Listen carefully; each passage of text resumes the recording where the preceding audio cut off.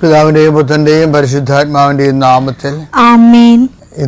അമ്മേ പരിശുദ്ധമേ, അമ്മേ പരിശുദ്ധമേ, ദൈവമാതാവേ, കൃപാസനത്തിലൂടെ ഞങ്ങൾക്കും ഞങ്ങളുടെ ദേശത്തിനും അമ്മ മധ്യസ്ഥം തേടി തന്ന എല്ലാ അനുഗ്രഹങ്ങൾക്കും കൃപകൾക്കും ഞങ്ങളിപ്പോൾ ഹൃദയം നിറഞ്ഞ നന്ദി പറയുന്നു. അമ്മേ പരിശുദ്ധമേ, ദൈവമാതാവേ, 2004 ഡിസംബർ 7 ഉച്ചകഴിഞ്ഞ് 2:30 കൃപാസനത്തിൽ സംഭവിച്ച അമ്മയുടെ പ്രത്യക്ഷപ്പെടലിനെ കുറിച്ച് തിരുസഭയ്ക്ക് സമർപ്പിച്ചിരിക്കുന്ന പഠനരേഖകളുടെ മേൽ സഭാത്മകമായ പഠനം ആരംഭിക്കുവാൻ ഞങ്ങൾ പ്രാർത്ഥിക്കുന്നു. അമ്മേ പരിശുദ്ധമേ, ഭൂസ്വർലോകങ്ങളുടെ രാജ്ഞിയായ അങ്ങേയ്ക്ക് ഭൗമ സംരക്ഷണത്തിനായി പ്രപഞ്ചപ്രകൃതിയെ തന്നെ തിരുസഭ പ്രതിഷ്ഠിക്കുവാൻ ഈ പ്രത്യക്ഷീകരണ വഴി ഇടയാക്കണമേ. പരിശുദ്ധമ്മേ, ജപമാല മാതാവേ, സകല കൃപാസനം പ്രാർത്ഥനകളോടും ചേർത്ത് ഞങ്ങളിപ്പോൾ പ്രാർത്ഥിക്കുന്ന ഈ കുടുംബത്തിന്റെ പ്രത്യേക നിയോഗം പറമക്കളെ.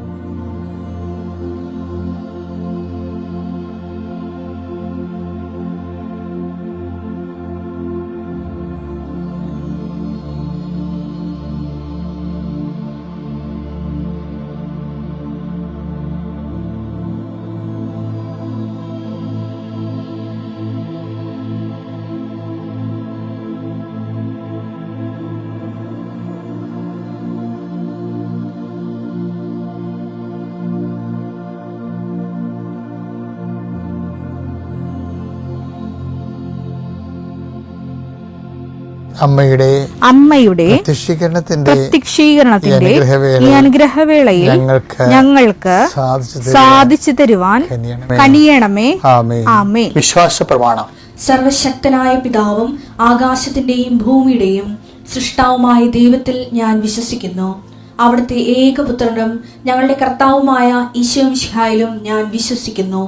ഈ പുത്രൻ പരിശുദ്ധാത്മാവിനാൽ ഗർഭസ്ഥനായി കന്യകാമറിയത്തിൽ നിന്ന് പിറന്ന് പൊന്തിയോസ് പീലാത്തോസിന്റെ കാലത്ത് പീഡകൾ സഹിച്ച് കുരിശിൽ തറയ്ക്കപ്പെട്ട് മരിച്ച് അടക്കപ്പെട്ട് പാതാളങ്ങളിൽ ഇറങ്ങി മരിച്ചവരുടെ ഇടയിൽ നിന്ന് 3-ാം നാൾ ഉയർത്ത് സ്വർഗത്തിലേക്ക് എഴുന്നള്ളി സർവശക്തിയുള്ള പിതാവായ ദൈവത്തിന്റെ വലതുഭാഗത്തിരിക്കുന്നു. അവിടെ നിന്ന് ജീവിക്കുന്നവരെയും മരിച്ചവരെയും വിധിക്കുവാൻ വരുമെന്നും ഞാൻ വിശ്വസിക്കുന്നു. പരിശുദ്ധാത്മാവിലും ഞാൻ വിശ്വസിക്കുന്നു. വിശുദ്ധ കത്തോലിക്കാ സഭയിലും പുണ്യവാന്മാരുടെ ഐക്യത്തിലും പാപങ്ങളുടെ മോചനത്തിലും ശരീരത്തിന്റെ ഉയർപ്പിലും നിത്യമായ ജീവിതത്തിലും ഞാൻ വിശ്വസിക്കുന്നു. ആമേൻ. സ്വർഗ്ഗസ്ഥനായ ഞങ്ങളുടെ പിതാവേ, അങ്ങയുടെ നാമം പൂജിതമാകണമേ. അങ്ങയുടെ രാജ്യം വരണമേ. അങ്ങയുടെ തിരുമനസ് സ്വർഗത്തിലെ പോലെ ഭൂമിയിലും ആകണമേ. അന്നു വേണ്ടുന്ന ആഹാരം ഇന്ന് ഞങ്ങൾക്ക് തരണമേ. ഞങ്ങളോട് തെറ്റ് ചെയ്യുന്നവരോട് ഞങ്ങൾ ക്ഷമിക്കുന്നത് പോലെ ഞങ്ങളുടെ തെറ്റുകൾ ഞങ്ങളോടും ക്ഷമിക്കണമേ. ഞങ്ങളെ പ്രലോഭനത്തിൽ ഉൾപ്പെടുത്തരുതേ, തിന്മയിൽ ഞങ്ങൾ രക്ഷിക്കണമേ. ആമേൻ. നന്മ നിറഞ്ഞ മറിയമേ, സ്വസ്തി. കർത്താവ് അങ്ങയുടെ കൂടെ സ്ത്രീകളിൽ അങ്ങ് അനുഗ്രഹിക്കപ്പെട്ടവളാകുന്നു. അങ്ങയുടെ ഉദരത്തിൻ ഫലമായി ഈശോ അനുഗ്രഹിക്കപ്പെട്ടവനാകുന്നു. പരിശുദ്ധ മറിയമേ, തമ്പുരാന്റെ അമ്മേ, പാപികളായ ഞങ്ങൾക്ക് വേണ്ടി ഇപ്പോഴും ഞങ്ങളുടെ മരണസമയത്തും തമ്പുരാനോട് അപേക്ഷിക്കണമേ. ആമേൻ. കർത്താവേ, നിന്റെ ഉന്നതമായ നാമത്തിന് സ്വസ്ഥം ചെയ്യുന്നു. കർത്താവെ, നിന്റെ വിശുദ്ധ പൗരോഹിത്യത്തെ മഹത്വപ്പെടുത്തണമേ. കർത്താവെ, സഭയിലുള്ള നിന്റെ സാന്നിധ്യം പ്രകടമാക്കണമേ. 39 വർഷം ഞാൻ അർപ്പിച്ച കുർബാനയുടെ യോഗ്യതയാൽ കൃപാസ്ഥാനത്താറെ ജീവനോടെ പ്രത്യക്ഷപ്പെട്ട പരിശുദ്ധ അമ്മയുടെ മാധ്യസ്ഥത്തിലെ കൃപാസ്ഥാനത്താറെ നടന്ന 10,000-കണക്കിന് ആരാധനയുടെ ശക്തിയാൽ ഈ പ്രഭാതത്തിലെ അങ്ങനെ വചനം കേട്ട് പ്രാർത്ഥിക്കുന്ന ഓരോ മക്കളുടെ മേലും അങ്ങയുടെ കൃപയും മഹത്വം ഉണ്ടാകണമെന്ന് പ്രാർത്ഥിക്കുന്നു. കർത്താവെ, കൃപ ഉള്ളിടത്താണ് മഹത്വം ഉണ്ടാകുന്നത്. വിനയം ഉള്ളിടത്താണ് കൃപയുണ്ടാകുന്നത്. കൃപയും മഹത്വവും പോലെ തന്നെയാണ് വിനയവും മഹത്വവും.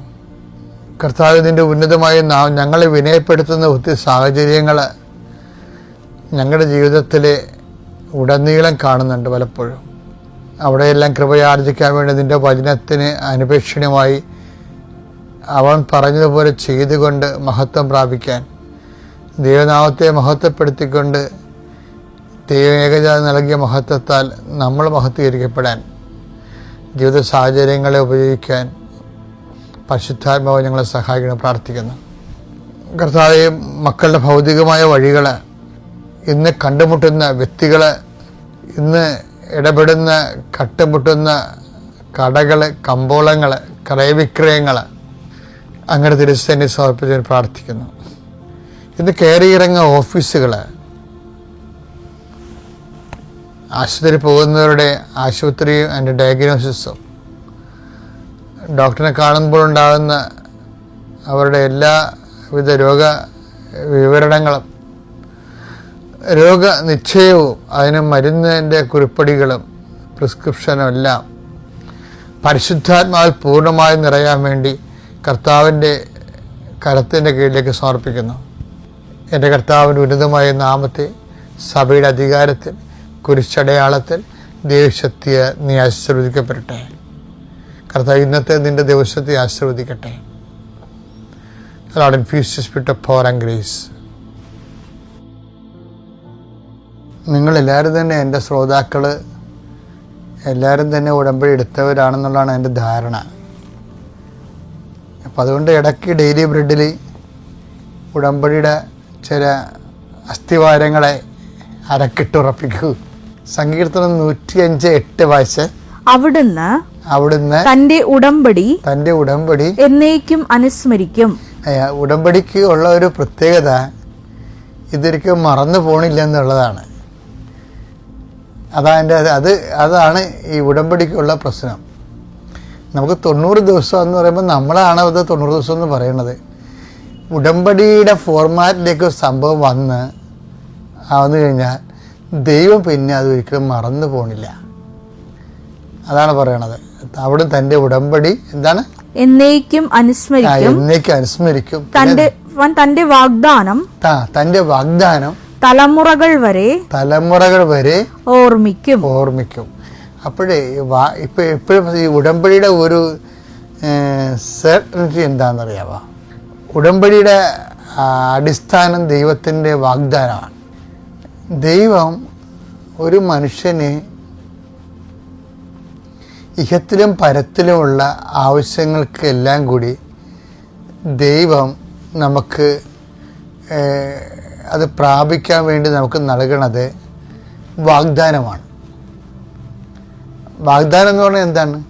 ഇപ്പം നമ്മുടെ വാഗ്ദാനം എന്ന് പറഞ്ഞാൽ ശരിക്കും പറഞ്ഞാൽ സ്കീംസ് എന്ന് പറയാം അതിന് വേണമെങ്കിൽ. നമ്മുടെ വാഗ്ദാനത്തിന് നമ്മൾ ഇംഗ്ലീഷിൽ പ്രോമിസ് എന്നൊക്കെ പറയാമെങ്കിലും ഉടമ്പടിയുടെ ഒരു ഇക്കോണമിയിൽ വർക്ക് ചെയ്യുമ്പോൾ അത് സ്കീംസ് എന്നാണ് പറയണത്. അവിടെ സ്കീംസ് എന്ന് പറഞ്ഞാൽ ഇപ്പോൾ പഞ്ചായത്തിലെ ഇടയ്ക്ക് ഞാൻ ഇവിടെ പറയാറുള്ളതാണ്. പഞ്ചായത്തിലെ നമുക്ക് ഒത്തിരി ആവശ്യങ്ങളുണ്ട്. പക്ഷേ പഞ്ചായത്തിലാണല്ലോ മനുഷ്യൻ്റെ ഏറ്റവും ഗ്രാമീണ ഘടകം. ആവശ്യങ്ങളെ പരിഹരിക്കുന്ന ഗ്രാമീണ ഘടകം പഞ്ചായത്തല്ലേ. അപ്പം ആ പഞ്ചായത്ത് തന്നെ ഒരു രാജ്യമായിട്ടാണ് പഞ്ചായത്ത് രാജ്യം എന്ന് പറയുന്നത്. രാജ്യമെന്ന രീതിയിലാണ് അതിൻ്റെ ഒരു ലെജിസ്ലേറ്ററായിട്ടാണ് പഞ്ചായത്ത് ഭരണസമിതിയൊക്കെ വരണത്. ഭരണഘടനാ സ്ഥാപനമാണത്. അപ്പം അവിടെ ജനങ്ങൾക്ക് ആവശ്യമായ എല്ലാം വരേണ്ടതാണ്. ഭാവിയിൽ വരുമെന്നൊക്കെ പ്രതീക്ഷിക്കാം. അപ്പോൾ അവിടെ ആവശ്യങ്ങൾ നമ്മുടെ ഒരു ആവശ്യങ്ങൾ പറയുമ്പോൾ അവർ ചെറിയ സമയത്ത് പറയും അതിന് സ്കീമില്ലെന്ന് പറയും. അതാണ് വിഷയം. ആ സ്കീമില്ല. ഇപ്പം നമ്മൾ മഴ വരുന്ന സാറേ പെര റിപ്പയർ ചെയ്യണമെന്ന് പറയും പുതിയ പെര വെച്ച് കൊടുക്കാനുള്ള സ്കീമുണ്ട്, പക്ഷേ ഫണ്ട് വന്നിട്ടില്ലെന്ന് പറയും. പക്ഷേ റിപ്പയർ ചെയ്യുക സ്കീം പോയില്ല. അതിന് ആപ്ലിക്കേഷൻ റിജക്റ്റ് ചെയ്യും. ആപ്ലിക്കേഷൻ വെക്കാൻ പറ്റത്തില്ല, കാര്യം സ്കീമില്ലാത്തത് കൊണ്ടാണ്. ദൈവം എന്ത് വെച്ച് കഴിഞ്ഞാൽ എല്ലാത്തിനും ഇങ്ങനെ സ്കീമാക്കി വെച്ചിരിക്കുകയാണ്. ഇത് ദൈവത്തിൻ്റെ സിംഗിൾ സ്കീം എന്ന് പറഞ്ഞാൽ എന്താ? 8855 വാഗ്ദാനങ്ങൾ ദൈവം കൊടുത്തിരിക്കണം. അതിൻ്റെ അകത്ത് ഇഹത്തിലും പരത്തിലുള്ള എല്ലാ ആവശ്യങ്ങളും അതിൻ്റെ അകത്ത് ഉൾക്കൊണ്ടിട്ടുണ്ട്. എന്നിട്ട് ദൈവം എന്നാ ചെയ്തിരിക്കുന്നത്? ഇതിനെല്ലാത്തിനെയും കൂടി സിംഗിൾ ആപ്പെന്ന് പറയത്തില്ലേ, സിംഗിൾ റൂഫിൻ്റെ അകത്ത് കൊണ്ടുവന്നത്. ഈ മൾട്ടി പർപ്പസുകളെല്ലാം സിംഗിൾ റൂഫ് ചെയ്തിരിക്കുകയാണ്. ആ റൂഫിങ്ങിൻ്റെ പേരാണ് ക്രിസ്തു എന്ന്. അതാണ് ക്രിസ്തു എല്ലാമാണ്, എല്ലാവരിലുമാണ്. കൊളോസിയൻസിന്റെ 3:11 ക്രിസ്തു എല്ലാമാണ്, ക്രിസ്തു എല്ലാമാണ്, എല്ലാവരിലുമാണ്. അത് എന്താ സംഭവിച്ചു കഴിഞ്ഞാൽ ഈ ക്രിസ്തു എന്ന് പറഞ്ഞ ഉടനെ പരിശുദ്ധാത്മ പറയും not only for Christians, not only for Jews. ഇത് പറഞ്ഞ പരിശുദ്ധാത്മാവ് ഉടനെ ക്രിസ്തുവിനെ വ്യാഖ്യാനിച്ചിട്ട് പരത്തും. കാര്യം ദൈവം ക്രിസ്തുവിനെ കൊടുത്തിരിക്കുന്നത് എല്ലാവർക്കും വേണ്ടിയാണ്. അതുകൊണ്ട് തന്നെ സഭയുടെ വലിയ ഉത്തരവാദിത്തമാണ് എല്ലാവരെയും ക്രിസ്തുവിൻ്റെ ഒരു സിംഗിൾ റൂഫിൻ്റെ താഴെ കൊണ്ടുവരിക എന്നുള്ളത്, വിശ്വാസത്തിലേ. അല്ലാതെ അവരെ മതം മാറ്റുകയോ അവരുടെ ജീവിത രീതി അവർ ജീവിച്ചു പോകുന്ന രീതി അവരുടെ പാരമ്പര്യങ്ങൾ മാറ്റുകയോ എന്ന് അത് സെക്കൻഡറിയാണ്. അത് പതുക്കെ സംഭവിച്ച് ക്രിസ്തുവിനെ സ്വീകരിക്കുന്ന അനുസരിച്ച് സംഭവിക്കേണ്ടതാണ്. അല്ലാതെ ഇത് മാറ്റിയാൽ മാത്രമേ ക്രിസ്തുവിനെ സ്വീകരിക്കാൻ പാടുള്ളൂ പറഞ്ഞുകൊണ്ട് ഒരു വാട്ടർ ടൈറ്റ് കമ്പാർട്ട്മെൻ്റ് ഉണ്ടാക്കുന്നത് മിഷണറി ആയിട്ട് പറഞ്ഞ ഹെൽത്തി അല്ല. മനസ്സിലായില്ലേ? കാരണം ആൾക്കാർ ഒത്തിരി പ്രാധാന്യം കൊടുക്കുന്നത് ഇന്നതൊക്കെ മാറ്റിയാൽ ക്രിസ്തുവിനെ സ്വീകരിക്കാൻ പറ്റത്തുള്ളതെന്നാണ് പറഞ്ഞിട്ടാണ് ചില ആൾക്കാർ വാട്ടർ ടൈറ്റ് കമ്പാർട്ട്മെൻ്റ് ഉണ്ടാക്കുന്നത്. ക്രിസ്തു അത് അംഗീകരിക്കുമെന്ന് നമുക്കറിയത്തില്ല. കാര്യം വെച്ച് കഴിഞ്ഞാൽ ക്രിസ്തുവിനെ സ്വീകരിക്കുന്ന അനുസരിച്ചാണ് വെളിച്ചം കൂടുന്ന ഓരോ വിഷയത്തിനും സുവിശേഷത്തിനും നമ്മൾ വെളിച്ചം എന്ന് പറയുന്നത്. ഓരോ മേഖലയിലേക്കും സുവിശേഷ വെളിച്ചം പ്രവേശിക്കുന്ന അനുസരിച്ചാണ് ആ മേഖലയിലുള്ള ഇരുട്ട് മാറി മാറി കൊടുക്കുന്നത്. പിടികിട്ടിയ അതൊരു മിഷണറി സമീപനമാണത്. എന്ന് വെച്ച് കഴിഞ്ഞാൽ നമ്മളൊരു വ്യക്തികളെ, നമ്മളെ ഉദ്ദേശം എന്താണ്? ഒരു വ്യക്തിയെ മതം മാറ്റിയെടുക്കണം ഉദ്ദേശം. അങ്ങനെ ഒരു ഉദ്ദേശമില്ല. മറിച്ച് എന്താണ്? ഒരു വ്യക്തിക്ക് ക്രിസ്തുവിനെ അറിഞ്ഞ് ജീവിക്കണം. അതാച്ചുള്ളി ക്രിസ്തുവിനെ അറിഞ്ഞ് ജീവിക്കണം. ക്രിസ്തുവിനെ അറിഞ്ഞ് ജീവിക്കുക എന്ന് പറയുമ്പോൾ ഈ സകല വാഗ്ദാനങ്ങളും ക്രിസ്തുവിൽ അതേ തന്നെയാണ്. 2 കൊരിന്ത്യർ 1:20 ദൈവത്തിന്റെ സകല വാഗ്ദാനങ്ങൾ, ദൈവത്തിന്റെ സകല വാഗ്ദാനങ്ങൾ, അതായത് 8855 വാഗ്ദാനങ്ങളും ക്രിസ്തുവിൽ അതേ എന്ന് തന്നെ, ക്രിസ്തുവിൽ യേസാണെന്ന്. അപ്പൊ സിംഗിൾ റൂഫായി കൊണ്ടുവന്നിരിക്കണേണ്ട. അപ്പൊ ഈ 10,000 വാഗ്ദാനങ്ങൾ ഓരോന്നിനെയും വിളിച്ച് ചോദിക്കേണ്ട കാര്യമില്ല. നിങ്ങൾ ക്രിസ്തുവിനെ ചോദിക്കുക, ബാക്കിയുള്ളതെല്ലാം നിങ്ങൾക്ക് ചേർത്ത് നൽകപ്പെടുമെന്ന് പറഞ്ഞത്. 6:33 നിങ്ങൾ ആദ്യം അവിടുത്തെ രാജ്യവും അവിടുത്തെ നീതിയും അവിടുത്തെ നീതി എന്ന് പറഞ്ഞാൽ ആരാണ്? ക്രിസ്തുവാണത്. ക്രിസ്തു എല്ലാം മുതലേ നമ്മൾ നീതീകരിക്കപ്പെട്ടത്. നീതിയും അന്വേഷിക്കുക, ക്രിസ്തുവിനെ അന്വേഷിക്കുക. അതോടൊപ്പം മറ്റുള്ളവയെല്ലാം നിങ്ങൾക്ക് ലഭിക്കും എന്ന് വെച്ചാൽ ക്രിസ്തു പറഞ്ഞു വെക്കണ എന്താണെന്നറിയാവോ? ദൈവരാജ്യത്തിൻ്റെ ആളായ്മയാണ് ക്രിസ്തു. ആ ദൈവരാജ്യത്തിൻ്റെ നീതിയുടെ ആളായ്മയാണ് ക്രിസ്തു. അപ്പോൾ ക്രിസ്തുവിനെ അന്വേഷിക്കാനാണ് ഈ പറയണത്. അപ്പോൾ അതുകൊണ്ട് നമ്മുടെ ജീവിതത്തിൻ്റെ ഓരോ അനുഭവങ്ങളും ക്രിസ്തുവിനെ കണ്ടെത്താൻ വേണ്ടിയുള്ള ശ്രമമായിട്ട്, പ്രായോഗികമായ ശ്രമമായിട്ട് നമ്മൾ കരുതിയാൽ നമുക്കൊരു നഷ്ടവും ഒന്നിനുമില്ല എന്ന് മനസ്സിലാക്കണം. ഒന്നും നഷ്ടപ്പെട്ടിട്ടില്ല. നാം മുന്നോട്ട് പോവുകയാണ്. ക്രിസ്തുവിനെ നേടാൻ വേണ്ടി ഞാൻ എൻ്റെ പിമ്പിലുള്ളത് ഉപേക്ഷിച്ച് മുമ്പിലുള്ളതിന് വേണ്ടി കുതിക്കുകയാണ്. ഫിലിപ്പി 3:13 സഹോദരങ്ങളെ ഞാൻ തന്നെ ഇനിയും ഇത് സ്വന്തമാക്കിയെന്ന് കരുതുന്നില്ല. എന്നാൽ ഒരു കാര്യം ഞാൻ ചെയ്യുന്നു, എന്റെ പിന്നിലുള്ളവയെ വിസ്മരിച്ചിട്ട് മുമ്പിലുള്ളവയെ ലക്ഷ്യമാക്കി ഞാൻ മുന്നേറുന്നു. ഞാൻ കുതിക്കുന്നു. മുന്നിലുള്ള എന്താ? ക്രിസ്തുവാണ്. അതിനെ ക്രിസ്തുവിനെ നേടാൻ വേണ്ടി ഞാൻ വേസ്റ്റായിട്ട് കരുതണമെന്ന് പറയുന്നത്. വേസ്റ്റായിട്ട് കരുതുന്ന വിഷയമാണ് പിന്നെ തള്ളിയിട്ട് മുമ്പോട്ട് പോയി ഞാൻ ക്രിസ്തുവിനെ നേടാൻ വേണ്ടി ശ്രമിക്കുന്നത്. അപ്പോൾ ഓരോ അനുഭവങ്ങളിലും അതുവഴി ക്രിസ്തുവിനെ നേടാനുള്ള പഴുത് നോക്കുകയാണ് എപ്പോഴും ബുദ്ധിപരമായ ജീവിത നിലപാട്. Thank U.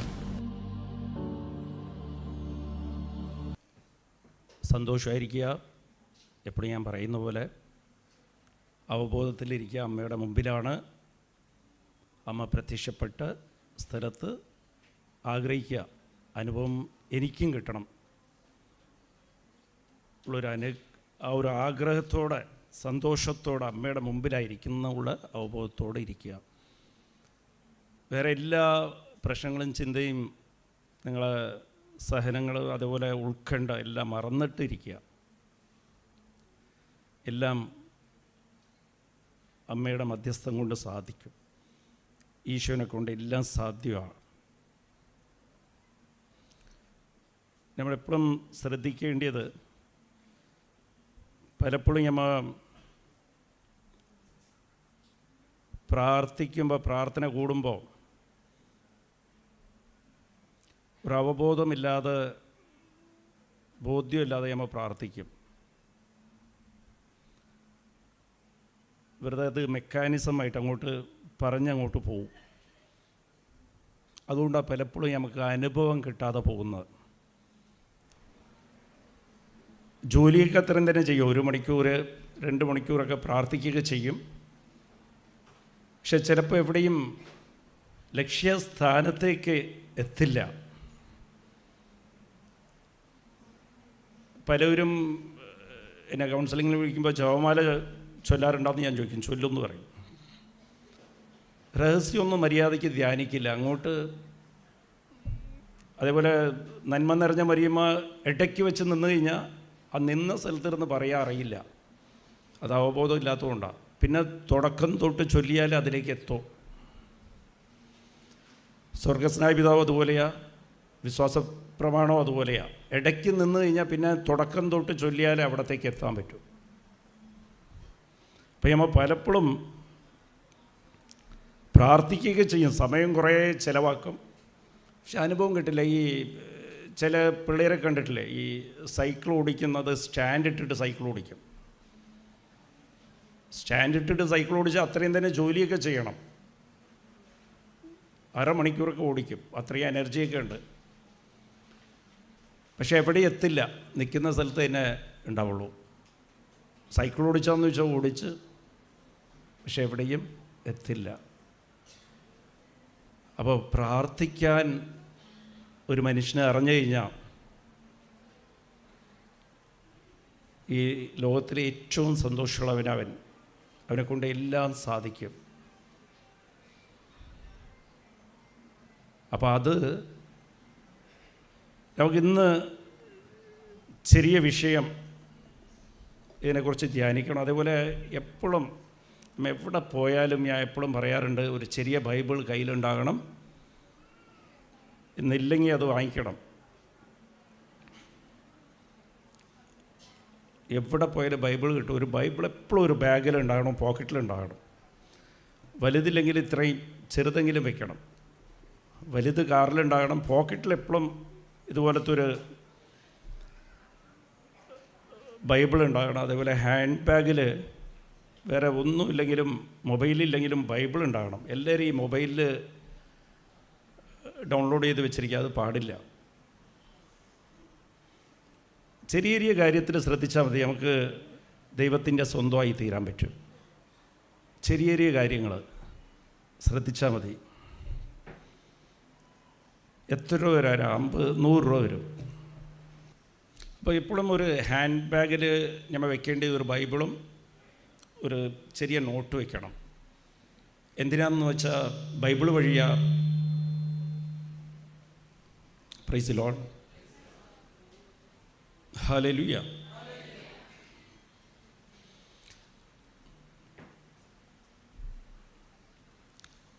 ബൈബിൾ വഴിയാണ് ദൈവം നമ്മളോട് സംസാരിക്കുന്നത്. എപ്പോഴും നമുക്കൊരു ആഗ്രഹം വേണം, ദൈവം എന്നോട് സംസാരിക്കണമെന്ന് വെച്ച്.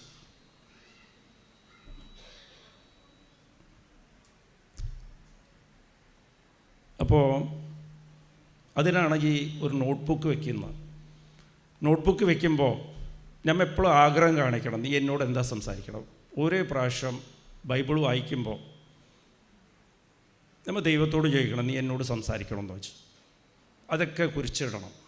പിന്നെ ഇതുപോലെ കേൾക്കുന്ന വചനം, ജോസഫ് അച്ഛൻ പറയണ സ്പീച്ചൊക്കെ കേൾക്കുമ്പോൾ ഒക്കെ അത് ചിലപ്പോൾ നമ്മളെ സ്പർശിക്കും.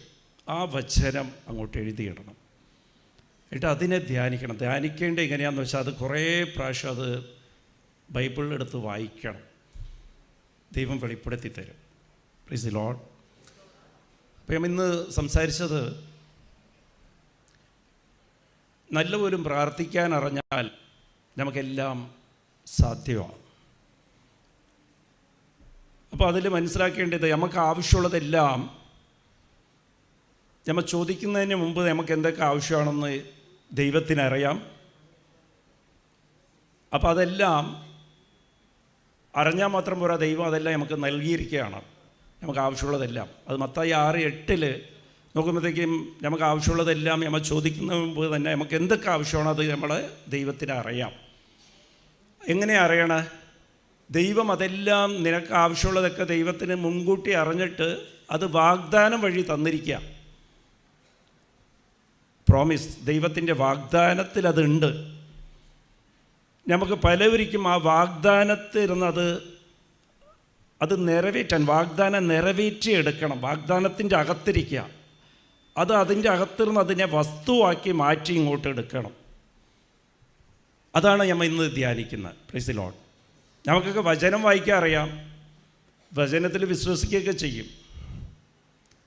എല്ലാ കാര്യവും നിങ്ങൾക്ക് ആവശ്യമുള്ളതെല്ലാം ഈ ബൈബിളിലുണ്ട്, വചനത്തിലുണ്ട്, എല്ലാം ഉണ്ട്. പക്ഷെ അത് വസ്തുവാക്കി മാറ്റിയെടുക്കണം. അത് നമുക്ക് ആവശ്യമുള്ളതായിട്ട് എടുക്കണം. Price the Lord. അതിന് ശ്രദ്ധിക്കേണ്ടത്, അത് പഴയ നിയമത്തിൽ പോകുമ്പോഴത്തേക്കും ഉൽപ്പത്തി 1 അധ്യായം 1-3 വരെ വായിക്കുമ്പോൾ ദൈവം ഈ ലോകത്തിലുള്ളതെല്ലാം സൃഷ്ടിച്ചത് വചനം വഴിയാണ്, തൻ്റെ വചനം വഴിയാണ് സൃഷ്ടിച്ചത്. പ്രകാശം ഉണ്ടാകട്ടെ എന്ന് പറഞ്ഞ്. പക്ഷേ ദൈവം അവിടെ നമുക്ക് ശ്രദ്ധിച്ച് അറിയാൻ പറ്റുന്നത്, ഉൽപ്പത്തി 1 അധ്യായം 1-3 വരെ ഇങ്ങ് വായിക്കുമ്പോൾ തന്നെ മനസ്സിലാവും, ദൈവം ഈ വചനം പ്രകാശം ഉണ്ടാകട്ടെ എന്ന് പറയണതിന് മുമ്പ് തന്നെ ദൈവത്തിൻ്റെ ആത്മാവ് അവിടെ ഉണ്ടായിരുന്നു. Price the Lord.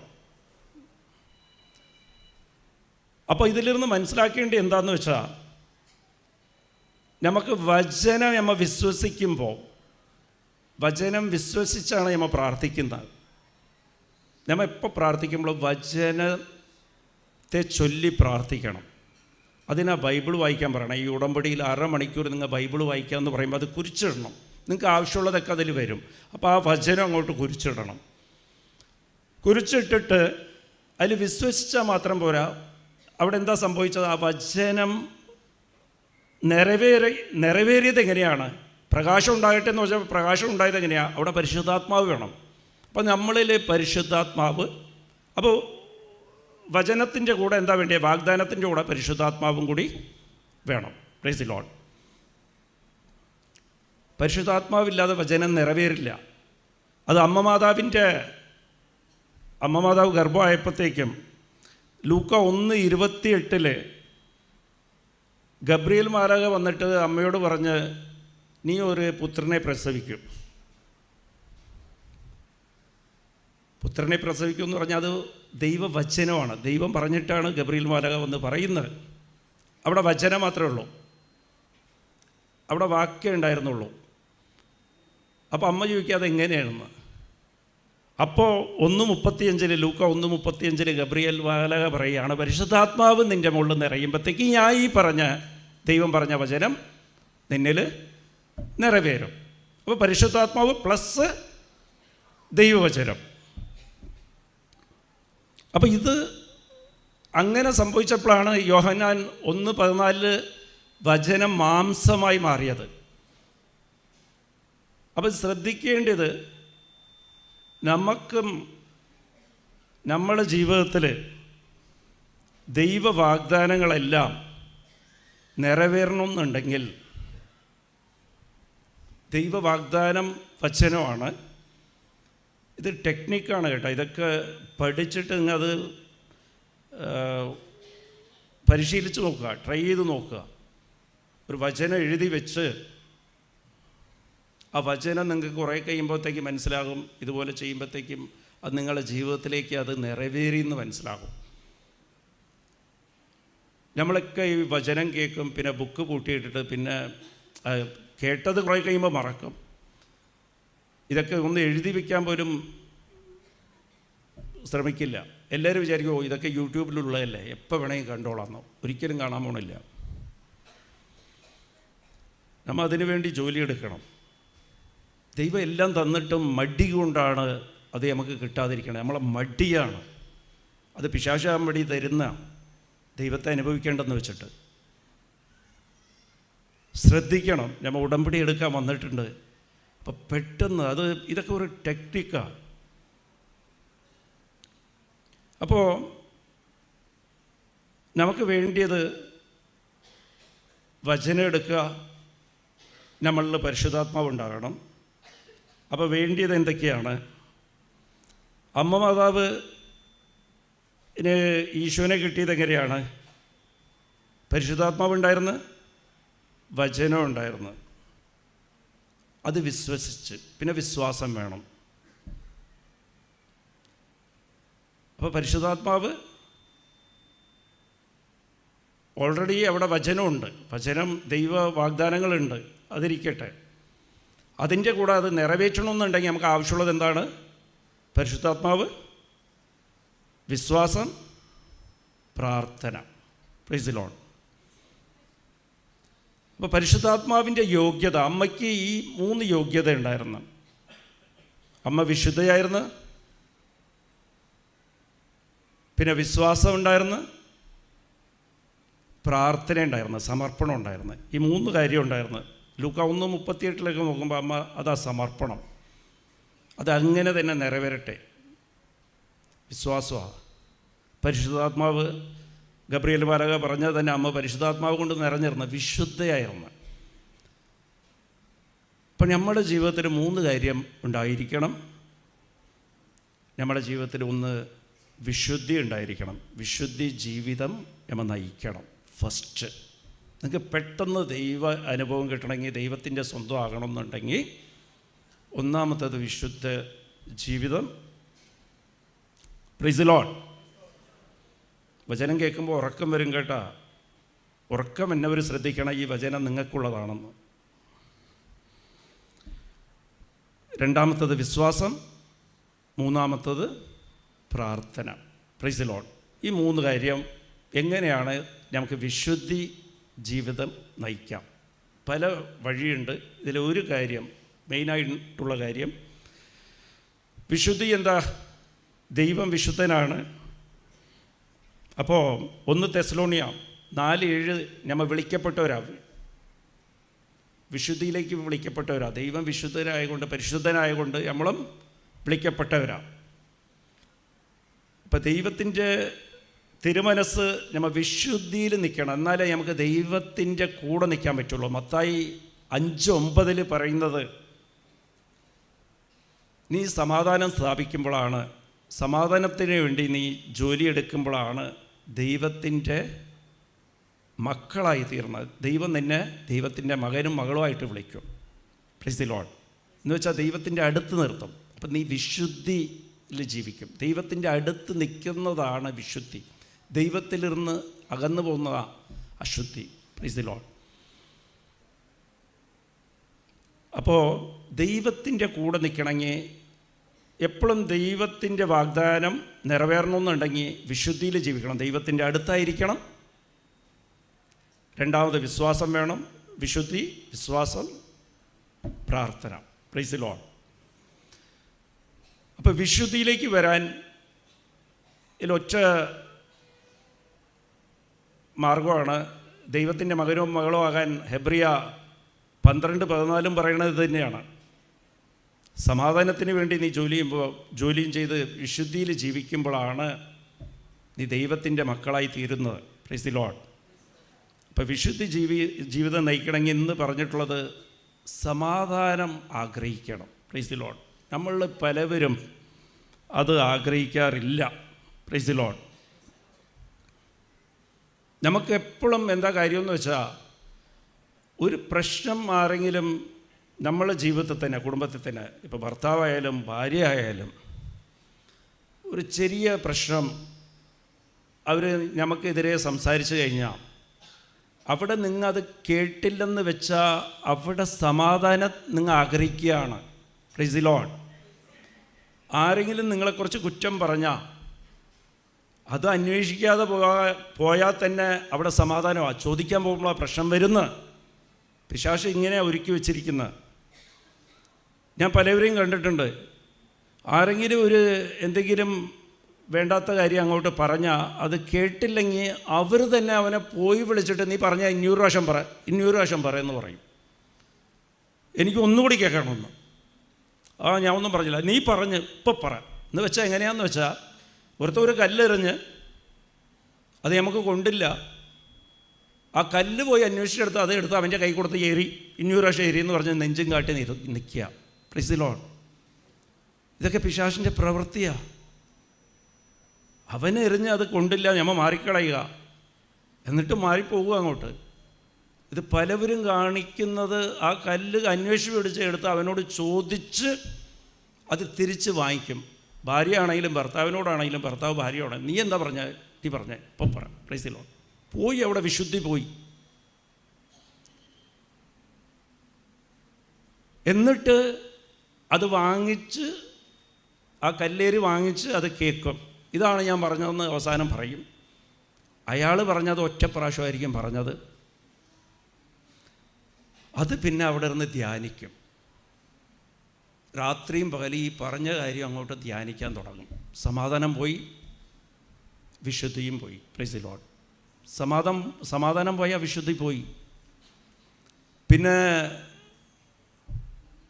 ദൈവ വാഗ്ദാനം നിറവേറില്ല നിങ്ങളിൽ. Price the Lord. ആ സമയം ഉണ്ടെങ്കിൽ വചനം ധ്യാനിച്ചു കഴിഞ്ഞാൽ നിങ്ങൾ വിശുദ്ധരായിട്ട് മാറും. Price the Lord. നമ്മളെല്ലാം ധ്യാനിക്കുന്നത് ഭാര്യ പറഞ്ഞത്, ഭർത്താവ് പറഞ്ഞത്, അയൽക്കാരൻ പറഞ്ഞത്, കൂട്ടുകാർ പറഞ്ഞത്, ജോലി സ്ഥലത്ത് അവർ പറഞ്ഞത്, അതെല്ലാം അങ്ങോട്ട് അവർ ഒരു പ്രാവശ്യം പറഞ്ഞാൽ അവർ പറഞ്ഞത് മറന്നിട്ടുണ്ടാകാം. പക്ഷേ നമ്മൾ അത് ധ്യാനിച്ച് അതിനെക്കുറിച്ച് ഓർത്ത് സമാധാനം നശിപ്പിക്കും. എന്നിട്ട് അവരെക്കുറിച്ച് വേറെ കുറ്റവും പറയും, അവിടെ വേറെ സമാധാനം. അവരത് കേൾക്കുമ്പോൾ അവിടെ സമാധാനം വേറെയും പോയി. ഇത് ഒരിക്കലും പാടില്ല. Price the Lord. നമ്മളെ വിശുദ്ധി നഷ്ടപ്പെടുന്നതിൻ്റെ കാരണം യാക്കോബ് 3-ാം അധ്യായം 6-ാം തിരുവചനം, നിൻ്റെ നാവാണ് നിൻ്റെ വിശുദ്ധിയെ മലിനപ്പെടുത്തുന്നത്. നാവ് കൊണ്ട് നമ്മളെ ശരീരം മലിനമാവും, ആത്മാവ് മലിനമാവും. അപ്പോൾ ശ്രദ്ധിക്കേണ്ട കാര്യം നമ്മൾ അറിയില്ല. സമാധാനം ആഗ്രഹിക്കുന്നവർ ആവശ്യമില്ലാതെ സംസാരിക്കരുത്, മിണ്ടരുത്. അമ്മ മാതാവ് വിശുദ്ധിയായിരുന്നെന്നുണ്ടെങ്കിൽ ആവശ്യമില്ലാതെ മിണ്ടിയിട്ടില്ല. ഔസേപ്പിതാവ് ആ കല്യാണം നിർത്തിവെക്കാൻ ആഗ്രഹിച്ചപ്പോഴും അമ്മയ്ക്ക് വേണമെങ്കിൽ പോയി പറയാറുണ്ട്, ഇത് ദൈവത്തിൻ്റെ പരിശുദ്ധാത്മാവ് കൊണ്ട് വന്നാൽ എനിക്ക് ഗബ്രിയേൽ മാലാഖ തോന്നിയിട്ട് എന്നോട് പറഞ്ഞതാ. മിണ്ടിയില്ല. Price the Lord. തന്നെ ന്യായീകരിച്ചില്ല. നമുക്കെല്ലാം ഉള്ള കുഴപ്പം വിശുദ്ധി നഷ്ടപ്പെടുന്നത് നമ്മളെ ന്യായീകരിക്കാൻ പോകുമ്പോഴാണ് വിശുദ്ധി നഷ്ടപ്പെടുന്നത്. Price the Lord. ആരെങ്കിലും നിങ്ങളെക്കുറിച്ച് തെറ്റ് പറയട്ടെ, നാട്ടുകാർ മൊത്തം തെറ്റ് പറയട്ടെ, ന്യായീകരിക്കാൻ പോകരുത്. നിൻ്റെ ദൈവത്തിനറിയാം നിന്നെക്കുറിച്ച്. ഞാൻ ന്യായീകരിക്കാൻ പോയി കഴിഞ്ഞാൽ ഞാനും ദൈവവും തമ്മിലുള്ള അകൽച്ച ഉണ്ടാകും. Price the Lord. അപ്പോൾ ഒരു കാരണവശാലും ന്യായീകരിക്കാൻ പോകണ്ട. നിൻ്റെ ശരിയാണെന്ന് നിൻ്റെ ശരി അവർക്ക് കാണിച്ചു കൊടുക്കേണ്ട കാര്യമില്ല നിനക്ക്. Price the Lord. അപ്പോൾ അത് ശ്രദ്ധിക്കണം. നാവാണ് നിന്നെ നശിപ്പിക്കുന്നത്. നിന്നിൽ അശുദ്ധി കൊണ്ടുവരുന്നത് നാവാണ്. യാക്കോബ് 3-ാം അധ്യായം 6-ലാണ് ഞാൻ പറഞ്ഞത്. അതുകൊണ്ട് അമ്മ മാതാവിനെ ഓർത്താൽ മതി. ഒരു കാരണവശാലും അവരുടെ തെറ്റ് ചൂണ്ടിക്കാണിക്കരുത്, തെറ്റ് പറയരുത്, മിണ്ടരുത്. Price the Lord. പലവർക്കും ഉള്ള പ്രശ്നം ഇതാണ്. ഒരു ഭർത്താവിനോട് ചോദിച്ചാൽ ഭാര്യയെക്കുറിച്ച് 100 തെറ്റുകൾ പറയും. ഞാൻ പറയുന്നത് ആ 100ൽ ഒരു നന്മയുണ്ടെങ്കിൽ അത് മാത്രം ഓർത്ത് വയ്ക്കുക, മറ്റതെല്ലാം വിട്ടുകളാൻ. അത് സമാധാനം ആഗ്രഹിക്കുന്നവരതാ ചെയ്യുന്നത്. ഭർത്താവിൽ 10 തെറ്റുകളുണ്ടായി കേട്ടോ, മദ്യപാനിയായിരിക്കാം, എന്തെങ്കിലും ആയിക്കോട്ടെ, ഒരു കാര്യം, നിൻ്റെ മക്കളെ സ്നേഹിക്കണ്ട, അത് മാത്രം ഓർത്ത് വയ്ക്കുക. Price the Lord. ബാക്കിയെല്ലാം വിട്ടുകളാൻ. ബാക്കിയൊക്കെ നിനക്ക് ആവശ്യമുള്ളതൊക്കെ നിൻ്റെ ദൈവ വാഗ്ദാനത്തിൽ തന്നിട്ടുണ്ട്, അതിലിരുന്ന് നേടിയെടുക്കാം. നീ അതൊക്കെ നഷ്ടപ്പെടുത്തിയിട്ട് അവിടെ പെരുവരുത്തിട്ട് ഒരു കാര്യവുമില്ല. Price the Lord. ഹല്ലേലൂയ. മരത്തിനെ കണ്ടിട്ടുണ്ടോ? മരം നല്ല വെയിലത്താണെങ്കിൽ വെയിലടിക്കുമ്പോൾ ചൂടാണ്, ഇലയ്ക്കൊക്കെ ചൂടാണ്, വെയിലത്ത് നിൽക്കണ്ടേ. നല്ല ഒരു പാലക്കാടൊക്കെ ആണെങ്കിൽ 40 ഡിഗ്രി സെൻറ്റിഗ്രേഡാണ്. മരം അതിൽ വെയിലത്ത് നിൽക്കുക, പക്ഷെ അതിന് പരാതിയില്ല. ആ വെയിലിനെ കുറിച്ച് അത് നോക്കില്ല. അത് ആ ചൂടിലിരുന്ന് കിട്ടുന്ന അതിൻ്റെ ഭക്ഷണമായിട്ട് അതിനെ മാറ്റിയെടുക്കും. Price the Lord. അപ്പോൾ നമ്മളും ഭാര്യയിൽ പല തെറ്റുകളുണ്ടാകും. നിന്നെ ബഹുമാനിക്കില്ലായിരിക്കാം, പക്ഷെ അവരിൽ ഉള്ള ഒരു നന്മയെ കണ്ടുപിടിച്ച് അതിനെ നീ നിൻ്റെ ഭക്ഷണമായിട്ടെടുത്ത് മാറ്റുക. Price the Lord. അപ്പോൾ നീ സമാധാനം ആഗ്രഹിക്കുക. ഹല്ലേലൂയ. അപ്പം അങ്ങനെയാണ്. അതിനീ കുറ്റം പറഞ്ഞ് പ്രശ്നമാക്കി അവരുടെ തെറ്റുകൾ മാത്രം ചൂണ്ടിക്കാണിച്ചുകൊണ്ടിരുന്ന് കഴിയുമ്പോഴത്തേക്കും അവിടെ സമാധാനം പോയി, വിശുദ്ധി പോയി. ദൈവം എപ്പോഴും യേശുക്രിസ്തു ഉയർത്തെണിച്ചതിന് ശേഷം ആദ്യം പറഞ്ഞിട്ടുള്ള വാക്ക് നിനക്ക് സമാധാനം ഉണ്ടാകട്ടെ എന്നാണ്. ദൈവം സമാധാനം ആഗ്രഹിക്കുക, വിശുദ്ധി ആഗ്രഹിക്കുക. സമാധാനം പോയി കഴിഞ്ഞാൽ വിശുദ്ധി പോയി. പിശാച് ഇടപെടും അവിടെ. ദൈവത്തിൽ നിന്ന് നീ അകന്ന്. ഹല്ലേലൂയ. അപ്പോൾ വിശുദ്ധിയുടെ കാര്യം ആദ്യം പറഞ്ഞത്. സെക്കൻഡ് പോയിൻ്റ് നമുക്ക് വേണ്ടിയത് എന്താണ്? വിശ്വാസം. Praise the Lord. ശ്രദ്ധിക്കേണ്ടതൊക്കെ. ഹല്ലേലൂയ. രണ്ടാമത്തത് വിശ്വാസം. ഉൽപ്പത്തി മുതൽ ബൈബിളിൽ വെളിപാട് വരെ നോക്കിക്കഴിഞ്ഞാൽ അതിൻ്റെ അവസാനം മനസ്സിലാകുന്നത് എന്താണ്? ഉൽപ്പത്തി മുതൽ വെളിപാട് എന്തിനെക്കുറിച്ചാണ് പറയണത്? ഈശോനെക്കുറിച്ചാണ് പറയണം. ഈശോ ജീവിച്ചിരിക്കുകയാണ്. അതാ വിശ്വസിക്കേണ്ടത്. ഈശോ ജീവിച്ചിരിക്കുകയാണ്. ബൈബിൾ മൊത്തം വായിച്ചു കഴിയുമ്പോഴത്തേക്ക് നമ്മൾ മനസ്സിലാക്കുന്നത് എന്താ? പഴയ ഏർപ്പാടിൽ ഈശോയ്ക്ക് മുമ്പ് ഈശോ വരാൻ പോണം. പുതിയ ഏർപ്പാടിൽ ഈശോ വന്ന് അവസാനം എത്തുമ്പോഴത്തേക്ക് ഈശോ ജീവിച്ചിരിക്കുക, നമ്മളുടെ കൂടെ ജീവിക്കുക. അതിൽ മനസ്സിലാകണ ഈശോ എൻ്റെ കൂടെ ജീവിക്കുകയാണ്, ഈശോ എന്നെ സ്നേഹിക്കുകയാണ്. ആരെക്കാളും അധികമായിട്ട് എന്നെ സ്നേഹിക്കുക, ജീവനേക്കാളും അധികമായിട്ട് എന്നെ സ്നേഹിക്കുകയാണ്. ഈശോനെ കൊണ്ട് അസാധ്യം ഒന്നുമില്ല. അതാണ് വിശ്വാസം. Praise the Lord. നിൻ്റെ പ്രശ്നത്തിൻ്റെ എല്ലാ ഉത്തരവും ഈശോയുടെ കയ്യിലുണ്ട്. ഈശോ എനിക്ക് വേണ്ടി അത് നടത്തിത്തരും. എന്തുകൊണ്ട്? എനിക്ക് വേണ്ടി ജീവൻ വരെ കൊടുത്ത ദൈവം എനിക്കത് നടത്തിത്തരും. അത് നമ്മൾ സംശയിക്കും, ഇതൊക്കെ ദൈവം എനിക്ക് തരുക, ഇത് ദൈവഹിതമാണോ? സ്നേഹത്തിൻ്റെ മുമ്പിൽ ദൈവഹിതം നിൻ്റെ ഹിതമായിട്ട് ദൈവം മാറ്റിത്തരും കുറേ കഴിയുമ്പോൾ, നീ സ്നേഹിച്ചു കഴിഞ്ഞാൽ. Price the Lord. അപ്പോൾ വിശ്വാസം ഇതാണ്. ഈശോ ജീവിക്കുകയാണ്, എൻ്റെ കൂടെ ജീവിക്കുകയാണ്, എന്നെ സ്നേഹിക്കുകയാണ്, ജീവനേക്കാൾ അധികമായിട്ട് എന്നെ സ്നേഹിക്കുകയാണ്. ഈശോനെ കൊണ്ട് എല്ലാം സാധിക്കും. Price the Lord. ഈ ഒരു വിശ്വാസം വേണം. അപ്പോൾ ഈ വചനം ആയിട്ടാണ് ഈശോ ജീവിക്കുന്നത്. ഈ വചനം ജീവിക്കുന്ന വചനമാണ്. എൻ്റെ ഈശോ എൻ്റെ കൂടെ ഉണ്ട്. അതാണ് വിശ്വാസം. Praise the Lord. ഹല്ലേലൂയ. എപ്പോഴും വിശ്വസിക്കേണ്ട ഇതാണ്. നമ്മൾ വിശ്വാസ പ്രമാണം ചൊല്ലുന്നത് ഇതൊക്കെ തന്നെയാണ്. എപ്പോഴും ഓർക്കുക, ഈശോ ജീവിക്കുക. സങ്കടപ്പെടേണ്ട കാര്യമില്ല, ഒരു കാരണവശാലും സങ്കടപ്പെടേണ്ട കാര്യമില്ല. അതാണ് വിശ്വാസം. സങ്കടം വന്നു കഴിഞ്ഞാൽ, പേടി വന്നു കഴിഞ്ഞാൽ വിശ്വാസം കുറഞ്ഞ്. സങ്കടപ്പെടാതെ ഇരിക്കാനുള്ള കാരണം ഇതാണ്. ഈശോ ജീവിക്കുകയാണ്, എൻ്റെ കൂടെ ജീവിക്കുകയാണ്, എന്നെ സ്നേഹിക്കുകയാണ്, ജീവനേക്കാളും അധികമായിട്ട് എന്നെ സ്നേഹിക്കുകയാണ്.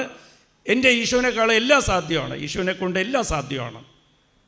അത് ഉറപ്പിച്ച് കഴിഞ്ഞാൽ പിന്നെ സങ്കടം ഉണ്ടാകില്ല, പേടി ഉണ്ടാകില്ല. Price the Lord.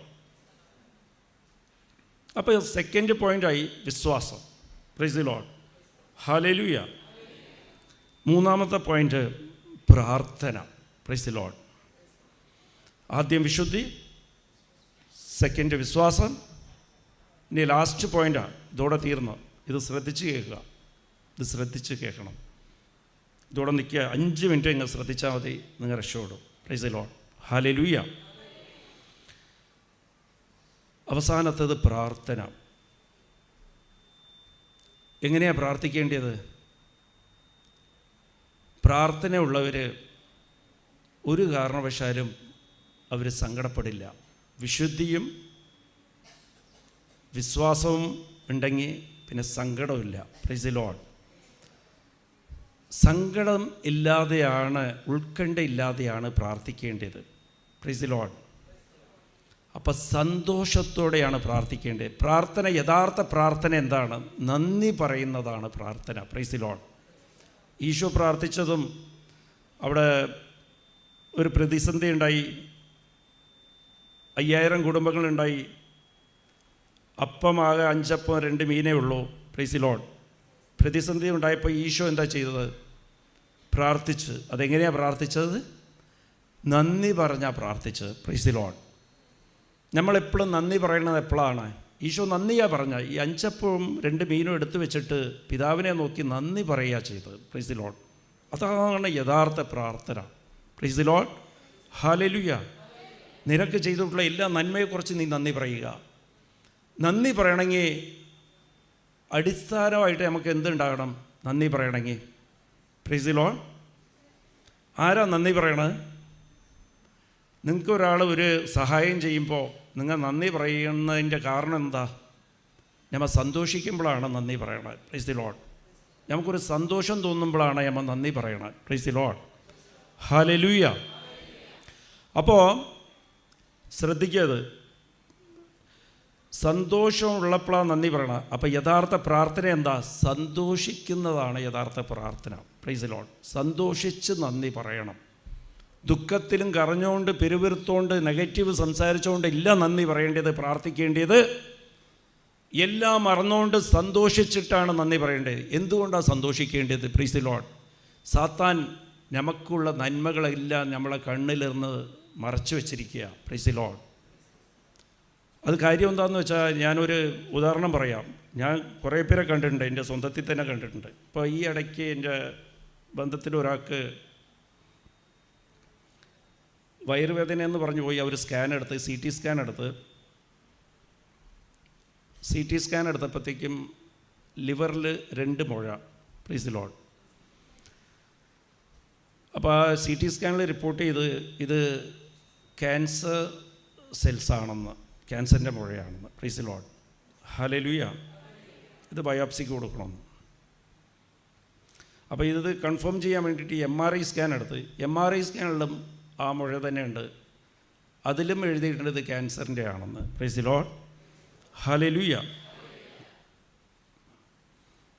ബയോപ്സി എടുക്കും. പിന്നെ അത് കഴിഞ്ഞാൽ പെറ്റ് സ്കാൻ ഉണ്ട്. പെറ്റ് സ്കാൻ എടുത്തപ്പോൾ അതിലും അങ്ങനെ തന്നെ എഴുതി വെച്ചിട്ടുണ്ട്. Praise the Lord. അപ്പോൾ നമ്മുടെ ജീവിതത്തിലും പലപ്പോഴും ഇങ്ങനെ സംഭവിക്കാം. ഈ ക്യാൻസറാണെന്ന് പറഞ്ഞിട്ട് ബയോപ്സി എടുക്കാൻ പറയും. 3 റിപ്പോർട്ടിലും ക്യാൻസറാണെന്ന് പറയും. ബയോപ്സി എടുക്കുമ്പോൾ ബയോപ്സിയിൽ പറയും ഇത് സാധാരണ ഫൈബ്രോയിഡ് ആണെന്ന് വന്നു കഴിയുമ്പോൾ ഒരു സന്തോഷം നമ്മുടെ മനസ്സിൽ വരും, ഒരു തൃപ്തി ഉണ്ടാകും. ഈ ലോകം ഞാൻ ജയിച്ച് ഈ ലോകത്തിലെ ഏറ്റവും സന്തോഷവാൻ ഞാനാണെന്ന് തോന്നിക്കും. ഈ സന്തോഷം നിനക്ക് ഈ മുഴ വന്നതിന് മുമ്പേ ഉണ്ട്, എൻ്റെ അകത്തുണ്ട്, ദൈവം വെച്ചിട്ടുണ്ട്. അത് നമ്മൾ തിരിച്ചറിയാത്തതാണ്. Price the Lord. നമുക്ക് ഈ അനുഗ്രഹം ദൈവം ഇപ്പോഴും തന്നിട്ടുണ്ട്. നമുക്കൊരു പ്രശ്നം വരുമ്പോഴാണ്, എന്നിട്ട് ആ പ്രശ്നം മാറുമ്പോഴാണ് നമ്മൾ വിചാരിക്കുന്നത് എനിക്ക് സന്തോഷമാണ് എന്ന്. പ്രശ്നം ഇല്ലാതിരിക്കുമ്പോൾ തന്നെ നീ സന്തോഷമാണ്. അപ്പോഴാണ് നീ ഇല്ലാത്തതിനെയൊക്കെ ഓർത്തിങ്ങനെ പെരുവരുത്തോണ്ടിരിക്കുന്നത്. Praise the Lord. നിൻ്റെ കുടുംബത്തിലുള്ള ആൾക്കാർ അങ്ങോട്ടും ഇങ്ങോട്ടും മിണ്ടാറില്ല, സംസാരിക്കാറില്ല. ഇപ്പോൾ ഫോണായി, വഴക്കായി, എന്നോ പറഞ്ഞ കാര്യത്തെ ഇങ്ങനെ ഓർത്ത് അത് സങ്കടപ്പെട്ടുകൊണ്ടിരിക്കുക. എന്നോട് സ്നേഹമില്ലെന്ന്. നമ്മളെ പ്രിയപ്പെട്ടവർ ഒരു ടൂർ പോവുകയാണ്. പോകുന്ന വാഹനം അപകടത്തിൽപ്പെട്ട് ബസ് അപകടമായി. ഒരു സുപ്രഭാതത്തിൽ പോലീസ് സ്റ്റേഷനിൽ ഇരുന്ന് ഫോൺ വരെയാണ്, ഒരു അജ്ഞാത ഫോൺ വരെയാണ്, പറയാണ് ഈ ID കാർഡ് നിങ്ങളാരെങ്കിലും ആണ് പറയാണ് അവർ അപകടത്തിൽ മരിച്ച് ഈ ID കാർഡ് ആ ബോഡിയിലുണ്ടായി, തിരിച്ചറിയാൻ പറ്റണില്ല. പ്രൈസ് ദി ലോർഡ് വെന്നു പറയുക. അപ്പോഴാണ് നമുക്ക് അവരുടെ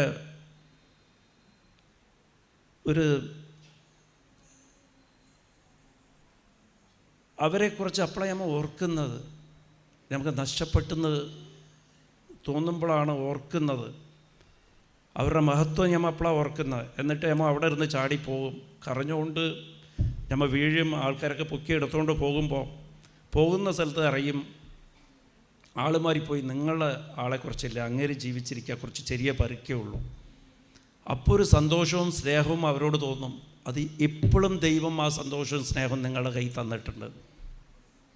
നിങ്ങളുടെ ഭാര്യയെക്കുറിച്ചും ഭർത്താവിനെക്കുറിച്ചും മക്കളെക്കുറിച്ചും അതിലൊന്നും തിരിച്ചറിയാതെ സാത്താൻ്റെ പിടിയിൽപ്പെട്ട് നമ്മൾ അതെല്ലാം മറന്ന് വെറുപ്പും വെച്ചുകൊണ്ടിരിക്കുക, വിദ്വേഷവും വെച്ചുകൊണ്ട് സംസാരിക്കില്ല, സങ്കടം പിറുവിറുപ്പും. അന്ന് നിങ്ങൾക്ക് തോന്നും തിരിച്ചു കിട്ടിയെന്ന് അറിയുമ്പോഴത്തേക്കും ഈ ലോകത്തിലെ ഏറ്റവും അനുഗ്രഹിക്കപ്പെട്ടവൾ ഞാനാണ് അന്നാ തോന്നുന്നത്. അത് ഇന്നും നിങ്ങൾ അനുഗ്രഹിക്കപ്പെട്ടവരാ. അത് നമ്മൾ തിരിച്ചറിയുന്നില്ല, പെരുവിരുത്തുകൊണ്ട് കരഞ്ഞുകൊണ്ടിരിക്കുക. Hallelujah, praise the Lord. ഇത് പലവരെയും ഞാൻ കൗൺസിൽ ചെയ്യുമ്പോഴത്തേക്കും പലവരും പറയുന്ന കാര്യം, 10 കൊല്ലം മുമ്പ് എൻ്റെ ജീവിതം നന്നായിരുന്നു, എന്ത് സുഖമായിരുന്നു, നന്നായിരുന്നു, ഇപ്പോഴാണ് ഞാൻ അനുഭവിക്കുന്നത്. Price the Lord. 10 കൊല്ലം മുമ്പ് അവരെ റെക്കോർഡ് ചെയ്ത് വെച്ചിരിച്ചെങ്കിൽ 10 കൊല്ലം മുമ്പും നിങ്ങളുടെ അവസ്ഥ അത് തന്നെയാണ്. നിങ്ങൾ പറയാം അതിന് മുമ്പ് 10 കൊല്ലം മുമ്പേ എൻ്റെ ജീവിതം നന്നായിരുന്നെന്ന്. Price the Lord. ഇന്നാണ് നിങ്ങളുടെ ജീവിതം നന്നായിരിക്കുന്നത്. ഇന്ന് നിങ്ങളുടെ ദൈവം നിങ്ങളുടെ കൂടെ ഉണ്ട്, നിങ്ങൾ ദൈവ സാന്നിധ്യത്തിലുണ്ട്. നിങ്ങൾക്ക് ഒരു പ്രശ്നവുമില്ല, എന്തിനും ദൈവം കൂടെ ഉണ്ട്. നിങ്ങൾക്ക് എന്ത് വന്ന വലിയ രോഗമായിക്കോട്ടെ, അതൊന്നും ദൈവം അറിയാതെ തന്നിട്ടില്ല. Price the Lord. ഞാൻ പറയണത് രോഗം വന്നാലും ദൈവത്തിന് ഈ ജലദോഷവും ക്യാൻസറും എല്ലാ വലിയ അസുഖവും എല്ലാം ഒന്ന് തന്നെയാണ് ഈശോയ്ക്ക്. Price the Lord. നമ്മളുടെ ആവശ്യം എന്താ? ഞാൻ ദൈവ സാന്നിധ്യത്തിൽ ഉണ്ടായില്ല, ദൈവത്തിൻ്റെ അടുത്ത് ഉണ്ടായില്ല, അത് മതി. Price the Lord. നമുക്ക് ഏതും ഉൾക്കൊണ്ടുള്ള സഹന സാഹചര്യങ്ങളെല്ലാം ദൈവം വിചാരിച്ചു കഴിഞ്ഞാൽ ഒരു സെക്കൻഡോട് അത് ഏറ്റവും നിനക്ക് സന്തോഷമുള്ള സാഹചര്യമായിട്ട് ദൈവത്തിന് മാറ്റാൻ സാധിക്കും. Price the Lord. അങ്ങനത്തെ ഒരു സാഹചര്യം നിനക്ക് വന്നു കഴിഞ്ഞാൽ എനിക്ക് 100 പ്രാവശ്യം ക്യാൻസറായിട്ട് എന്ന് നീ പറയും. അത് അനുഭവിക്കാത്തതുകൊണ്ടാണ്. Price the Lord. ആ പേടിയൊക്കെ ദൈവം എടുത്ത് മാറ്റിത്തരും. അതിന് ദൈവത്തോട് ചോദിക്കണം നീ. Price the Lord. ഹല്ലേലൂയ. അപ്പോൾ ഞാൻ പറയുന്നത് ഇന്ന് നമ്മൾ ധ്യാനിച്ചത് 3 കാര്യമാണ്. ദൈവമായിട്ട് അടുക്കണമെങ്കിൽ, ദൈവാനുഭവം നമുക്ക് കിട്ടണമെന്നുണ്ടെങ്കിൽ നമ്മുടെ ജീവിതത്തിൽ ദൈവം നമുക്ക് ആവശ്യമുള്ളതെല്ലാം വാഗ്ദാനത്തിൽ കൂടി തന്നിട്ടുണ്ട്. അതിൽ 3 കാര്യം. ഒന്ന് വിശുദ്ധി പാലിക്കുക, 2ാമത് വിശ്വാസം, 3ാമത് പ്രാർത്ഥന. പ്രാർത്ഥിക്കേണ്ടത് നന്ദി പറഞ്ഞ് സന്തോഷത്തിൽ പ്രാർത്ഥിക്കുക, സങ്കടം എല്ലായിടത്തും മാറ്റിക്കളയുക. Price the Lord.